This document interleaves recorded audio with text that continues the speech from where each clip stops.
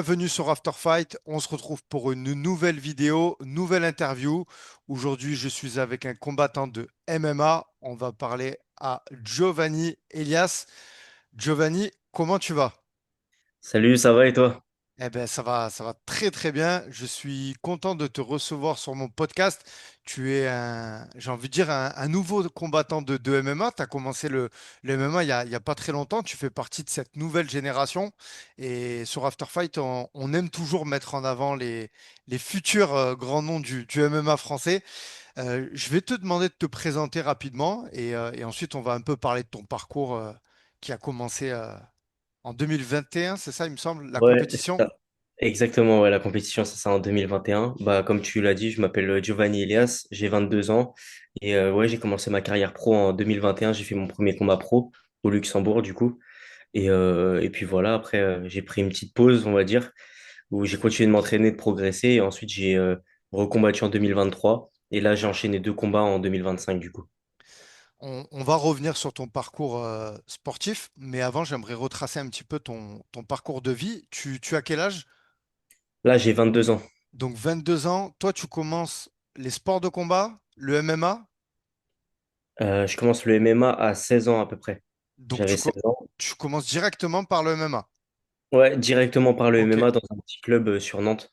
Ok. Tu Et, fais comment la connaissance du MMA? C'est quoi ton premier souvenir que tu as avec ce sport? avec ce sport, c'est mon père qui regardait l'UFC à la télé quand j'étais, bah, depuis que je suis tout petit et il regardait ça. Et je regardais un petit peu, je passais dans le salon, je voyais la télé, je voyais l'UFC, mais je comprenais pas trop. Pour moi, c'était de la bagarre. Et après, c'est par hasard, je m'entraînais souvent dehors, je faisais du parcours. Et il y a un mec enfin, que je croise comme ça, et il me propose de venir faire un cours d'essai dans une salle de MMA. Et il me dit, bah, viens essayer et tout. Et je me dis, ah bah tiens, c'est le sport que mon père il regarde à la télé. Donc je vais essayer. Je suis parti essayer, au final, j'ai tout de suite accroché. Et en fait, j'ai jamais lâché le sport. Et est-ce que justement, en parallèle de faire du MMA, tu as eu des inspirations étant jeune? Est-ce que ce soit des acteurs, des combattants? Je sais pas. Tu peux nous parler aussi de ton père? Est-ce que lui, du coup, il regarde toujours? Est-ce il est passionné Bah, là, lui, il regarde toujours un peu moins l'UFC parce que maintenant c'est tard dans la nuit. Et du coup, bah, il va pas se lever pour regarder. Mais en tout cas, après, ça va quand j'ai des combats, soit il essaie de venir ou alors il regarde à la télé aussi. Pareil. et du coup Donc, des inspirations dans les sports de d'inspiration. combat? Bah, au début, c'était quand il y avait la hype de Conor McGregor avec sa série, etc. C'est ça ça m'a pas mal inspiré de regarder son film. Et ouais, c'était surtout lui mon inspiration au début, ouais. Et dans le MMA, si je te demande qu'est-ce qui te plaît, toi, la discipline, est-ce que c'est le striking? Est-ce que c'est la lutte? Est-ce que c'est le sol? Est-ce que c'est tout ensemble? Moi, franchement, c'est tout le sport, c'est tout le sport en général. En fait, c'est surtout l'aspect mental de ce sport qui m'intéresse et l'aspect technique. Parce que plus on se développe techniquement et, euh, et plus on combat et plus on se développe aussi mentalement, je trouve. Et c'est cet aspect-là, en fait, que j'aime. Ouais, c'est super intéressant. Puis au fur et à mesure que tu prends en maturité, que tu avances dans l'âge, ben, tu développes tes skills dans la cage Ouais. et c'est vachement intéressant. Et donc, tu commences le MMA dans quel club exactement? À l'ANBF, ça s'appelle. Donc, c'est l'Association nantaise de boxe française. C'est un petit club au Petit Port, pour ceux qui connaissent. Et je commence là-bas, du coup, au tout début, j'ai commencé là-bas. Donc, club associatif, tu C'est ça. t'entraînes au début, tu t'entraînes pour direct, à des objectifs de faire Non, un combat? non, pas du tout. Comment ça se Franchement, passe un peu comment il vient? Parce qu'après, on va parler de tes combats que tu as déjà fait. Mais ouais. comment ça vient justement à aller faire des combats? Est-ce que c'est... Explique-nous. Franchement, au début, quand je suis arrivé, je pensais jamais j'aurais pensé faire des combats. C'était inimaginable pour moi dans ma tête de faire un combat une fois dans ma vie. Et petit à petit, déjà en arrivant, le coach, il me disait, ah, t'es bon, t'as des facilités. Après, c'est peut-être, vu que j'ai toujours fait du sport, ça va, je suis assez agile, etc. Du coup, il m'a dit, ouais, t'as des facilités et tout, c'est bien, continue, machin, il me motivait. Et du coup, j'ai continué, je m'entraînais. Et en fait, j'ai tellement accroché, moi, quand je fais quelque chose, je le fais à fond. Du coup, je m'entraînais tous les jours, tous les soirs après le lycée. J'allais au club, j'attendais, je faisais mon cours, je finissais, il était 23 heures. J'avais 1 heure de route pour rentrer chez moi. J'arrivais chez moi à minuit. Je faisais ça tous les jours. mais j'avais aucun but. C'était vraiment par plaisir. Et en fait, c'est venu petit à petit. Je crois que c'est venu avant le confinement, donc c'était en 2020, 2021 à peu près. Juste avant mon premier combat pro, ça allait très vite, hein. C'est ça, c'était avant le confinement. Et on va dire qu'il y a eu une petite bagarre. Et quand je me suis battu en fait dans la rue, je me suis dit, ah, mais en fait, je crois que j'aime ça, j'aime ça me battre et tout. Et du coup, j'ai continué de m'entraîner dehors en attendant que les clubs réouvrent. Et petit à petit, en fait, j'ai fait des rencontres qui ont fait que ces gens-là avaient des opportunités pour combattre. Et j'ai continué de m'entraîner. Je me suis dit, mais en fait, pourquoi pas tester vraiment avec des règles, dans une cage, de me battre. Et je suis parti au camp de la BTT, donc pendant 2 semaines en 2021. Et là, c'est là que j'ai fait mon premier combat amateur, on va dire, C'était lequel celui-là? C'était en Bulgarie, au Maroc ou non, pas à en Dubaï? Bulgarie. En En Bulgarie. Bulgarie, en Ouais, donc 2021, ouais. t'as été dans le dur, quoi. Ouais, directement. Je me suis dit, je vais tester un camp de 2 semaines. Et à la fin, il y avait le combat. Donc j'ai testé ça, j'ai fait un combat et j'ai accroché. Je me suis dit, ah ouais, c'est vraiment bien. C'est vraiment, vraiment bien. Il y avait les équipes, non? T'étais dans quelle Ouais, équipe? j'étais avec Amin Ayoub, qui est de Nantes aussi, justement. Bah, justement, j'allais t'en parler, étant donné que tu viens de la même ville que lui. Est-ce que c'est une inspiration pour toi? Est-ce que tu le connaissais? Comment s'est fait la rencontre avec Amin Ayoub par la suite? Alors, Sportivement, hein, je parle, hein, t'as pris connaissance de. Parce que on peut le dire à Nantes, bon, il y a pas que lui, hein, on sait aussi qu'il y a Abdoul, on va parler de tout ça, mais Amin Ayoub, est-ce qu'il y a une connexion avec lui? Amine, au début, je le voyais à la salle de loin, mais on parlait pas vraiment. Enfin, je le connaissais pas. Et en fait, c'est vraiment au camp que là, du coup, il m'a pris dans son équipe. Et petit à petit, en fait, ça s'est fait comme ça. Il est venu dans mon coin pendant le combat. J'ai accroché directement. Et déjà, je connaissais le personnage. Je regardais déjà ses combats. Et pour moi, dans la ville, c'est un exemple, tu vois, parce là, il a une trentaine de combats pro. Et c'est quelqu'un qui est dans les sports de combat. Ça doit faire 15 16 ans qu'il est dedans. Donc, c'est énorme. Et du coup, bah ouais, déjà, c'était une inspiration. Et ensuite, en faisant ça, en fait, tout s'est fait petit à petit, tu vois. Une fois que le combat il est passé, après, moi, j'ai eu d'autres combats, j'ai changé de club. Je suis venu à De La Riva, là où Amine s'entraîne, Abdoul, etc. s'entraîne. Et puis, petit à petit, en fait, on se rapproche tous, on fait tous des rencontres. Et puis, au final, on s'entraîne tous ensemble. Donc, ça crée des liens. Et justement, aujourd'hui, donc, tu es en 56 kilos, Ouais. les poids mouches. Mm. Donc, tu as un palmarès de 3 victoires et une défaite. Ouais. Tu as commencé, donc, comme on l'a dit, en 2021, ton premier combat. Tu as perdu à la décision. Donc, tu as commencé, on peut le dire, hein, par du rouge. Ouais. Derrière, pendant 2 ans, tu n'as pas combattu. Ce qui arrive derrière, c'est beau. Mais moi, je voudrais parler comment tu l'as vécu cette défaite, en sachant que derrière, pendant 2 ans, tu n'as pas travaillé, enfin, tu n'as pas pu combattre, tu as dû t'entraîner dur. Psychologiquement, est-ce que tu as pensé à arrêter? Comment tu as fait pour rebondir avant qu'on parle de ce qu'il y a eu derrière, quand même, qui est beau? Ouais, carrément. Alors, déjà, faut savoir que tout s'est enchaîné très vite et que, on va dire, j'étais pas entouré comme un professionnel. C'est-à-dire que j'ai commencé avec mon petit club associatif et j'ai fait mon premier combat, du coup, amateur en Bulgarie. J'ai enchaîné quelques semaines plus tard avec un tournoi de Pancras. Et ensuite, quelques semaines plus tard, j'ai fait mon premier combat pro. C'est-à-dire que tout s'est enchaîné entre mon premier combat amateur et mon premier combat pro, sachant qu'en France, il y avait pas, c'était pas encore légalisé, il n'y avait pas encore de compétition en fait. Du coup, je suis parti au Luxembourg faire mon premier combat pro et j'ai eu à peu près une semaine et demie, 2 semaines de prépa. Et bon, voilà, j'ai perdu à la décision. Mal, enfin, après, c'est moi, je suis allé un peu trop vite. J'avais la fougue de la jeunesse, j'avais 18 ans. Et, et par la suite, grosse désillusion. Grosse désillusion. J'ai mis du temps on va dire, à me reconstruire déjà mentalement et je me suis vraiment, vraiment remis en question. Je me suis dit, OK, est-ce que tu veux vraiment faire ce sport? Est-ce que tu es prêt à faire tous les sacrifices pour réussir? Mais je me suis dit, dans tous les cas, même si je refais un combat, je veux pas m'arrêter sur une défaite. Donc, je suis obligé de refaire un combat pour avoir au moins une victoire. Et après, on verra par la suite. Est-ce que je continue? Est-ce que je continue pas? Du coup, je me suis entraîné pendant 2 ans, c'est ça. Et j'ai fait des petits combats à côté de boxe anglaise. J'ai essayé de me développer un peu partout. Donc j'ai commencé l'anglaise. Je suis parti à De La Riva. J'ai commencé à vraiment me concentrer sur le sol parce que c'est ça qui a pêché pendant mon premier combat. Et ensuite, moi, je me suis développé techniquement, mentalement, je me suis entouré des bonnes personnes. Et puis après j'ai saisi une opportunité en 2023, en gros, en 52 kilos d'ailleurs.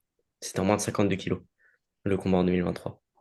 C'est vachement intéressant. Tu vois, j'ai mis l'accent sur cette défaite parce que j'ai interviewé beaucoup de combattants et il y en a beaucoup qui ont eu, justement, dans leur premier combat, une première défaite. Mais ça les a pas empêchés d'aller au plus haut.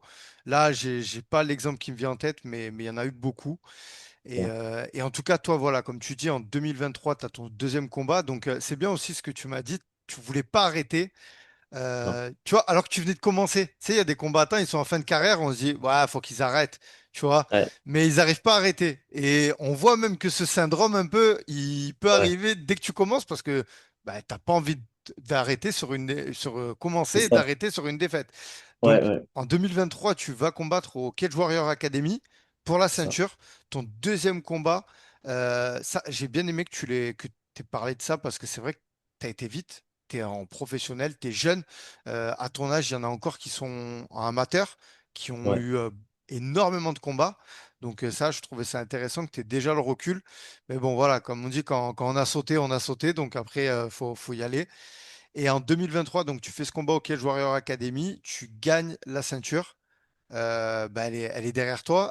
J'imagine que si elle est sur l'étagère, c'est que c'est une immense fierté, c'est pas rien, c'est le Cage Warrior Academy. Tu peux nous parler de ça en sachant que, pareil, l'ascenseur émotionnel, c'est déjà ton deuxième combat. Tu rentres avec un trophée euh, d'une organisation qui est prestigieuse, hein, on peut le dire. Le Cage Warrior Academy, c'est la succursale, j'ai envie de dire, du Cage Warrior, mais ça n'enlève en rien à la valeur de cette ceinture. On a un Morgan Charrière qui vient du Cage Warrior qui a brillé ce week-end. Donc voilà, tu peux nous dire ce qu'elle représente pour toi, cette ceinture et cette victoire, surtout après ta première défaite. Bah, pour moi, en fait, c'est une revanche parce que déjà, j'ai dû me reconstruire déjà mentalement petit à petit, me refaire confiance. C'est-à-dire que c'est pour ça que j'ai fait les combats de boxe anglaise, comme je te disais.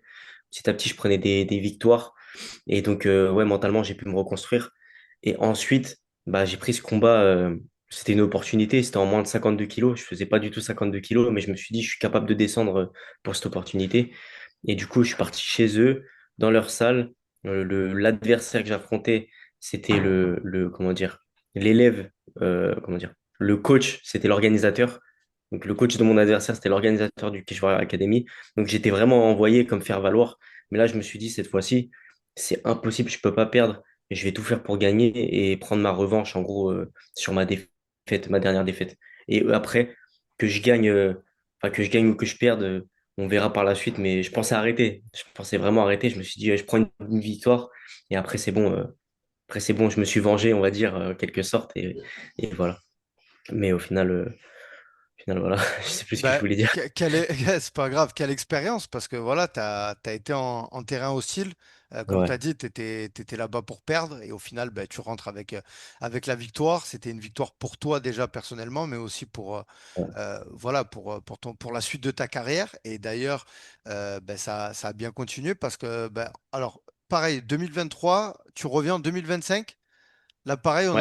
on a une petite pause. Est-ce que tu veux en parler? Est-ce que c'est parce que tu t'entraînais? Est-ce que déjà tu avais fait la jonction du changement de club? L'arrivée à De La Riva se fait quand? Et L'arrivée à Del ouais, parle-nous de ce club, hein. Alors, l'arrivée à Del Riva se fait en 2022, donc Ok. vraiment en janvier 2022, juste après mon premier combat pro. Et j'enchaîne avec, pareil, je fais des compétitions de jiu-jitsu, etc.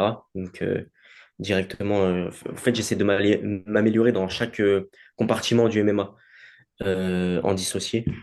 Et ensuite, bon, à l'arrivée dans ce club, super bien. Franchement, on m'a tout de suite, mon coach Beto Ramos, m'a tout de suite pris sous son aile. Donc, m'a vraiment, ouais, enfin, il a amélioré enfin, mon sol, mon cache contrôle, la lutte, etc. Il m'a fait passer dans le cours pro. Donc, tout de suite, j'ai commencé à sparer avec bah, des gars comme Abdul, comme Asilder, Gadzi Mourad, je sais pas si tu connais. Donc voilà, donc des gros noms déjà à cette époque-là. Et tout de suite, en fait, ça te fait passer un step, déjà techniquement et mentalement. Tu te dis, ah ouais, je spare avec des mecs comme ça. Alors en combat, Ouais, je peux me personne mettre un peut petit te faire peur, ouais. Bah ouais, c'est ça, tu vois, Et je suis sur le dos. physiquement aussi, étant donné que et voilà, ces mecs-là, ils font plus de 80 kilos, je pense, tu vois, Ouais. Ouais, est-ce que tu arrives quand même, toi, à progresser, tu vois, pas forcément servir, malheureusement, ça peut te desservir aussi d'être trop léger pour tourner avec des mecs qui sont plus lourds que toi. bien sûr. Alors ouais, ça c'était compliqué au début. Après, les gars, ils arrivent bien à s'adapter, ça va. Mais en fait, ça s'est fait petit à petit. Du coup, moi, j'ai continué de m'entraîner après ce combat en Angleterre, bah, toujours à De La Riva, etc. Et j'ai eu beaucoup d'annulations de combats. On me proposait des combats, ça s'annulait. Donc pendant à peu près un an et demi, j'ai pas combattu, en tout cas en MMA. Et ensuite, bah, je continuais, mais je voyais qu'il y avait un petit manque il y avait un manque de, comment dire, comment on appelle ça? Un manque de précision, tu vois. Je me disais, là, ok, je spare avec des gars comme ça, ils m'apprennent ce qu'ils ont à m'apprendre, donc au niveau de la lutte. Au niveau du striking, je voyais qu'il me manquait quelque chose, et surtout au niveau de la vitesse, parce on ne fait pas du tout le même poids. Donc je me suis dit, il faut que je change quelque chose. Et arrivé en juillet, du coup, je devais combattre au Karma Fight, comme j'ai combattu ce week-end, en moins de 52 kilos. Et pareil, je descends pour faire le poids. Au final, l'adversaire annule 1 ou 2 jours avant. Donc, je suis dégoûté, etc. Et de là, en fait, vient un changement. Je me dis, OK, faut que je change de catégorie. En 52 kilos, il n'y a personne. Je vais monter en poids, je vais faire une prise de masse. Et aussi, en faisant ma prise de masse, je me suis dit, faut que je me rapproche de personnes qui sont dans la même catégorie que moi. Et du coup, c'est là, en fait, à partir de septembre dernier, que j'ai décidé de monter sur Paris et de m'entraîner aussi à l'US Métro. Donc voilà. Incroyable. Ok, chez Johnny Frachet, d'ailleurs, ben, on va en parler, mais j'ai suivi un petit peu ton périple. Tu es parti te mettre dans le dur. En 2025, juste pour continuer à retracer ton palmarès, tu vas combattre au KOF, Ouais, euh, une grande organisation qui aujourd'hui, il me semble, n'organise plus, mais oui. voilà, une grande organisation. Ce que je veux dire par là, c'est que c'était bien pour toi. J'imagine que ça a été une bonne expérience.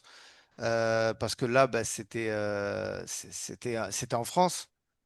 C'était en France et c'était à Voilà, Nantes. voilà, devant ton public. Je me rappelle de ton discours après le combat. T'avais eu des mots forts, hein. Ouais, ouais, Et ouais, on ouais. sentait que tu étais galvanisé, hein. Ouais, carrément, carrément. Bah ouais, là, porté par la foule, il y avait Qu'est-ce que ça des... fait de combattre chez soi? C'est incroyable. Franchement, c'est quelque chose. Et je pense que même en combattant dans une autre organisation à Nantes, ce sera jamais pareil. Franchement, ce moment, il était unique. Parce que moi, j'ai combattu. Il y a eu tous les gars de De La Riva. Il y avait Hassan qui a combattu aussi juste avant moi. Franchement, c'était un moment incroyable. Incroyable. Eh ben, j'imagine que là, c'est le PFL qui Ouais, en arrive à septembre. Nantes. Ok, Ouais, on va en parler, ça c'est la suite. Là, récemment, tu as combattu, hein, il y a même pas une semaine, ouais, au Karma Fight. Là, ouais, tu as gagné par guillotine dans le deuxième round. c'est Donc, ça, ouais. c'est ta première finalisation. Ouais, ouais. Pareil, j'ai envie de te demander quels ajustements tu as fait? Est-ce que c'est tous tous les fruits de ton travail que tu mets, tous les sacrifices que tu as fait, le fait que tu es monté à l'US Métro, là, ça y est, tu vois, parce que tu as gagné avant la décision, là, t'es parti chercher cette finalisation. Est-ce que c'était important pour toi aussi? Parce que gagner ces combats, c'est bien, mais on sait que dans le MMA, il faut avoir ces finishes. C'est important aussi pour séduire les grandes organisations. Dis-nous toutes tes sensations à la suite de ce premier Clairement. finish. Déjà, pour commencer, je suis parti à l'US Métro dès septembre et ensuite j'ai fait mon combat au COF. Donc il y avait Johnny Frachet, Beto Ramos dans mon coin et mon préparateur mon préparateur mental Thomas, Thomas Roland. Et, et, euh, et du coup, déjà de là, j'ai passé un step. Je me suis dit, ok, là j'ai un coin digne de l'UFC et mentalement, bah, ça y est, je suis dedans. J'ai fait un combat, je l'ai gagné à la décision une deuxième fois. Et là, je me dis, arrivé dans le vestiaire, c'est la première chose que j'ai dit. J'ai dit, OK, là, j'ai gagné. J'ai pris un adversaire aussi qui était très, très fort. Je me dis, OK, là, je suis capable d'aller loin. J'ai passé un step déjà. Mais il faut que je finalise les combats. Je me dis là, j'ai fait deux victoires, deux décisions unanimes.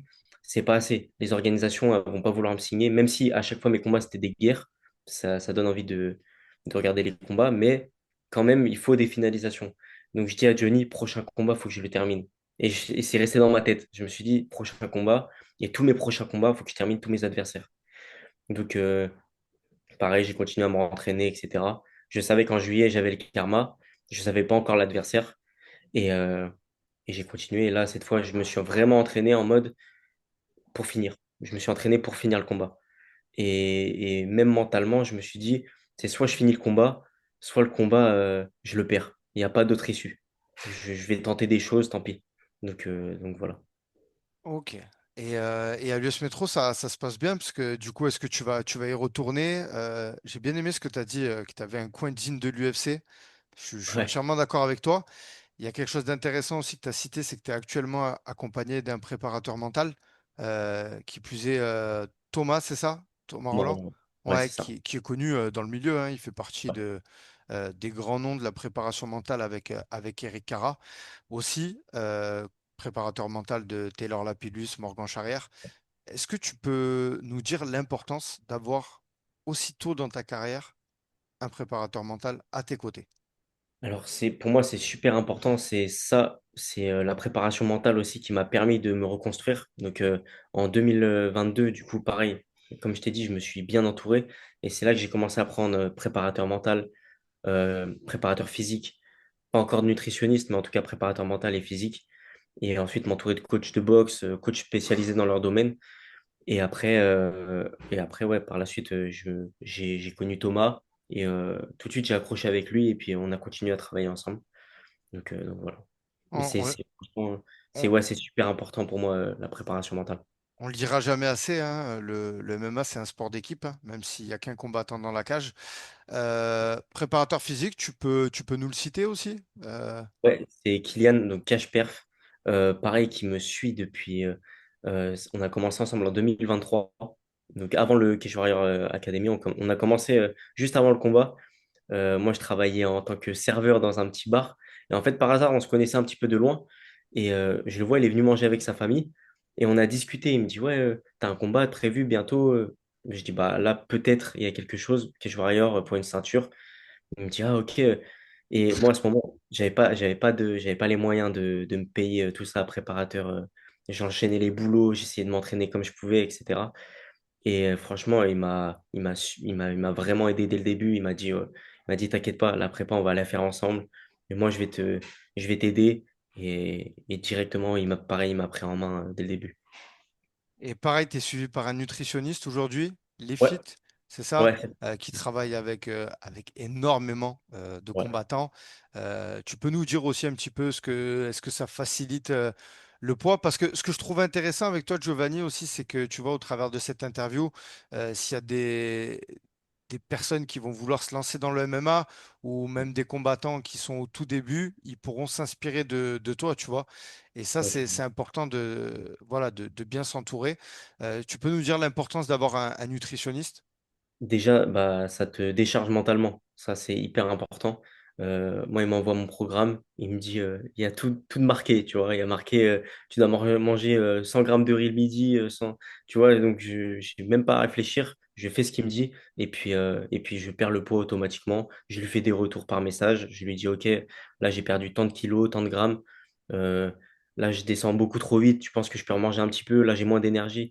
Donc, en fait, ça te décharge mentalement. T'as plus à penser à ça, tu vois. Parce que quand tu le fais, c'est comme la préparation physique. Pour moi, même si tu es un bon préparateur physique, c'est bien d'avoir quand même quelqu'un qui te fait tes programmes et qui te note tout, qui connaît tes charges. Donc, en fait, tout ça, c'est un travail en moins pour toi. Et toi, tu peux vraiment te concentrer sur tes entraînements et, euh, et l'aspect mental et le fait de te dire, bah, OK, là, tu vas combattre dans tant de temps. Donc, juste à y aller, tu vois. Et on parlait un petit peu en off de ton poids, des pertes de poids. C'est quoi le plus dur pour un jeune combattant de MMA, la perte de poids, c'est quoi le plus dur? Est-ce que c'est de se priver à des repas de famille? Est-ce que c'est voilà, de pas pas éventuellement manger du fast-food souvent. Peut-être que dans ta diète, tu as le droit à un cheat meal par semaine, tu vois. Je sais pas comment ça se passe, mais c'est quoi, toi, le plus dur? Ou est-ce que c'est pendant la fight week, le weight cut? C'est quoi pour toi le plus dur quand tu dois perdre du poids? Parce que tu es en 56 kilos, tu as dit tout à l'heure 52 kilos. On parle de petites catégories et on le sait que quand on a beaucoup de poids à perdre, j'ai pas envie de dire c'est plus facile, c'est toujours difficile une perte de poids. Mais tu vois, là, il y a pas grand-chose à perdre quand on est sur des. Ouais, Tu vois ce que je ouais, veux dire? ouais, bah ouais, bah, c'est sûr que c'est très dur parce que tu es obligé de te priver. Bah, comme tu as dit, pendant les repas de famille, par exemple, quand j'ai combattu en janvier, forcément, en décembre, il y avait Noël, il y avait mon anniversaire aussi. Donc, il n'y avait pas de, tu vois, il n'y avait pas d'écart, mais ça va parce que ma famille, elle s'adapte. Donc, ça, c'est ce qui est cool. Et, euh, et après, c'est pour ça que maintenant, j'essaie de m'isoler un petit peu sur Paris. Les fins de préparation, c'est là où je perds vraiment un maximum de poids. Et après, bah, forcément, ça joue sur sur l'humeur.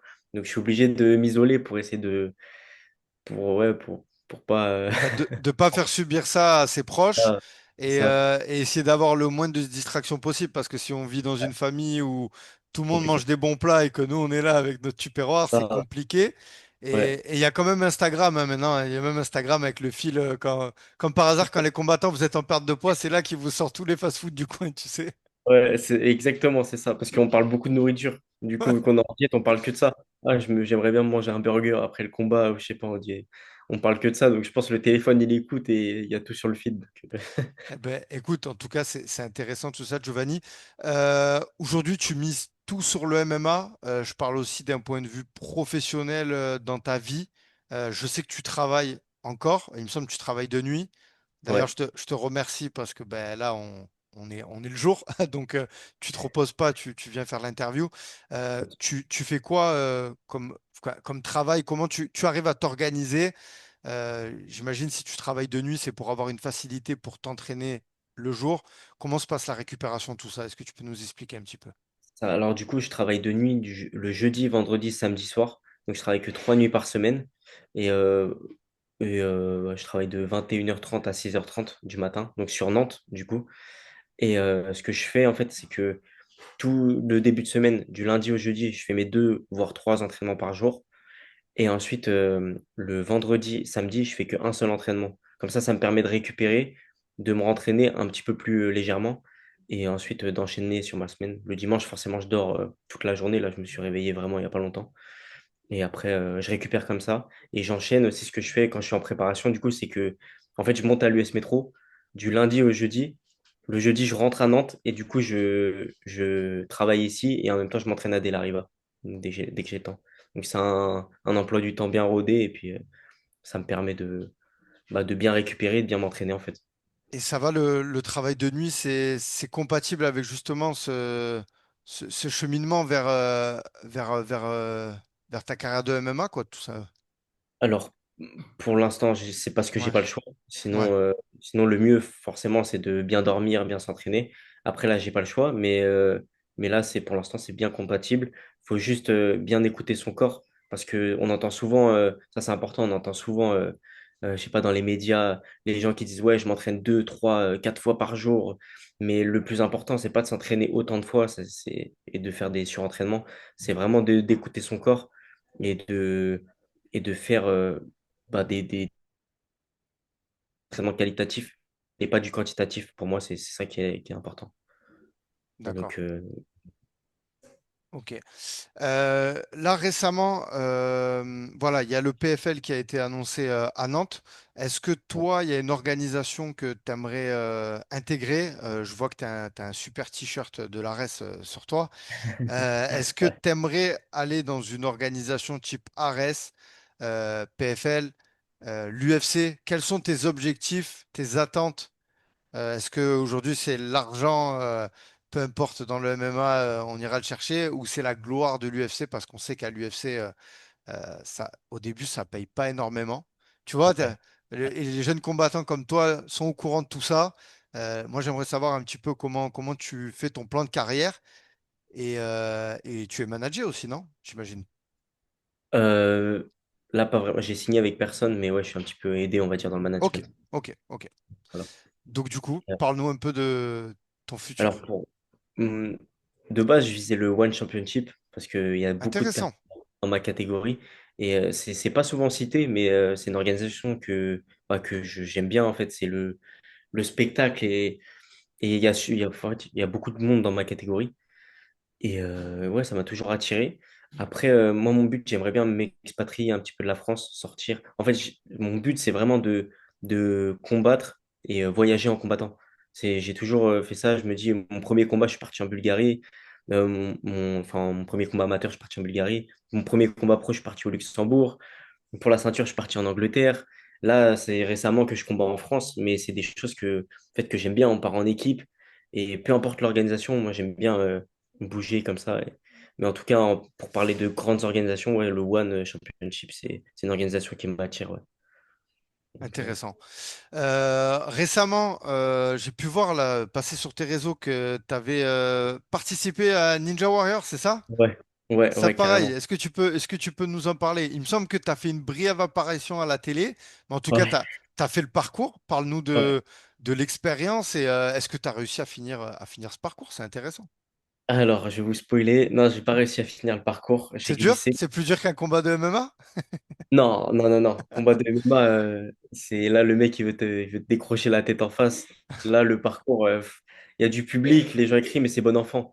Donc, euh, donc du coup, j'ai fait le parcours, je l'ai fait. Attends, excuse-moi. Mais du coup, comment ça s'appelle? Ouais, le Ninja Warrior, bah, ça s'est fait comme ça. En fait, j'ai toujours voulu participer à des émissions, tu vois, que ce soit à télé. En fait, j'ai toujours voulu développer mes réseaux. Et je me suis toujours dit comment faire. Enfin, est-ce qu'il faut que je sois légitime? Il faut que j'ai tant de combats pro pour développer mes réseaux?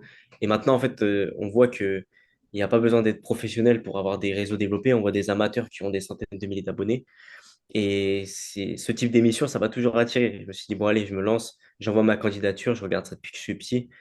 Et j'ai été pris. J'ai fait les tests physiques à Paris. Je suis parti ensuite à Cannes faire un Ninja Warrior et j'ai fait le parcours. Ça s'est super bien passé. Et bon, après, je suis tombé. J'ai glissé, malheureusement. Et après, ensuite, on m'a dit que je devais être diffusé sur TF1. Au final, je suis passé une seconde, je crois. Une seconde, on me voit juste tomber. Ça m'a dégoûté. Mais au final, on peut me retrouver sur TF1 plus sur tout le parcours. Eh ben, super. Le dernier, j'allais dire, combattant de MMA, enfin, plus ou moins, c'était Ibra qu'on avait vu Ouais, là-dessus. Donc, je sais pas s'il y en a eu d'autres. Après, j'ai j'ai pas pas trop noté tout le suivi. monde. Mais en tout cas, je trouve ça bien que tu aies pu faire ça. Pareil, je trouve ça bien qu'actuellement, tu travailles sur tes réseaux. D'ailleurs, je vais pas te cacher, j'ai pu voir que tu avais lancé un challenge où tu faisais une vidéo tous les jours sur ton compte Instagram que j'afficherai à l'écran et que je mettrai en description. Et en fait, quand j'ai vu ça, moi, ça m'a un petit peu touché et j'ai voulu, alors indirectement, essayer de t'aider là-dedans.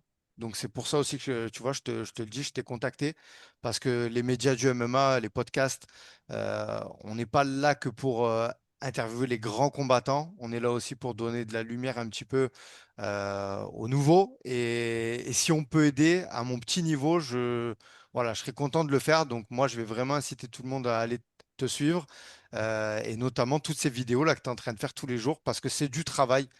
Faut que vous vous rendiez compte hein, dans la vie d'un combattant, filmer, faire du contenu. Voilà, quand on n'a pas forcément le budget d'avoir un caméraman avec soi. Donc voilà, sache en tout cas que Afterfight te soutient et t'envoie un maximum de force. Et j'espère que les personnes qui vont voir cette vidéo et les gens qui me suivent vont aller te suivre. Voilà. Bah, c'est très gentil en tout cas, merci beaucoup. Et franchement, tu as une bonne mentalité, tu as tout compris pour moi, c'est ça, les médias, c'est pas forcément quand il y a la gloire, c'est un média, bah, comme tu dis, en fait, tu aides et franchement, ça fait plaisir, merci beaucoup. Giovanni, avant de clôturer le podcast, on va passer au five. C'est un petit quiz de 5 questions. Est-ce que tu es Ouais. prêt? Vas-y, je suis prêt. KO ou soumission? KO, Entraînement ou combat? combat, Cardio ou musculation? cardio, Le punch de Ilia Topuria ou la lutte de Khabib Nurmagomedov? le punch de Elia. Et ton repas préféré hors diète? Ah, burger frites. Burger frites. Peu Eh, importe le burger. Eh ben écoute Giovanni, je te remercie pour ton temps. C'était vraiment un plaisir d'échanger avec toi. Je redirige encore tous les gens à aller te suivre, à te donner de la force. Voilà, tu commences ta carrière, tu es au début et j'ai aucun doute sur le fait que tu vas faire parler de toi et tu vas travailler dur. Donc voilà, suivez Giovanni parce que c'est que le début. Et je vais te laisser le mot de la fin pour terminer le podcast. Si tu as des personnes à remercier, des coachs, des sponsors, c'est toi qui as le mot de la fin pour clôturer l'émission. Carrément, bah déjà, merci à toi pour cette émission, ça fait super plaisir. Et ouais, un grand merci à tous mes coachs, Johnny, Beto, Kylian, donc HPR, Lifted, Thomas Roland, à mon sponsor JH Automobile, à mon frérot Hassan, je sais qu'il est passé aussi sur ta chaîne. Et lui, il est toujours là à m'accompagner, pareil. Donc, toutes les gens qui me soutiennent et toutes les personnes qui continueront de s'abonner et toutes les personnes qui sont déjà abonnées, en tout cas, merci à tous. Et ça donne vraiment beaucoup de force, on s'en rend pas compte, mais quand on reçoit enfin, tous ces messages tous les jours, c'est vraiment motivant et ça me donne envie de réussir et de continuer et de tout arracher en fait dans le sport.